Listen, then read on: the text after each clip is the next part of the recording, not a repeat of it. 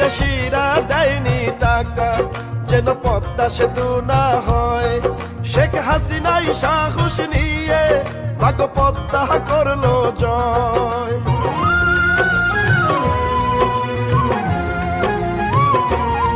মাগো শেখ হাসিনার হাতে যদি থাকে বাংলাদেশ, রাজপথের ঘরে ঘরে থাকবে শান্তির পরিবেশ। জঙ্গি মাদক মুক্ত করতে